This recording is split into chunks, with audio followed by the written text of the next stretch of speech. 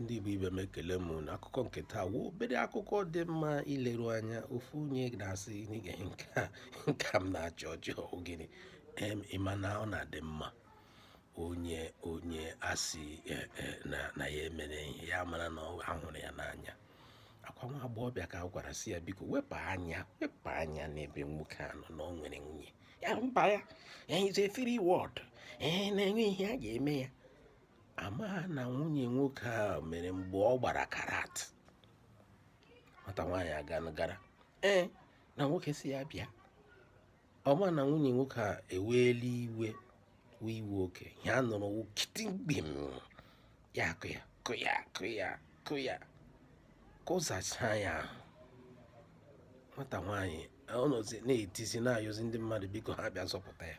Asị ya kwasị ga-abịasịla hapụ nwoke mmadụ hapụrụ ya nwunye ya. Ya hụ na nwunye ya chọpụtara na gịnị ya na-emekọ ihe gị ji ohere nye ohere marakwa na adị mmadụ ọwụ nke ị na-fekasị ọnụ ya ele ebe o ruru ya. Ya wụọ ọ na-adị mma mmadụ ileru anya. Asị m na anyị na-akwado ọgụ na mgba kama ọ dị mma mmadụ ị na-eleru anya.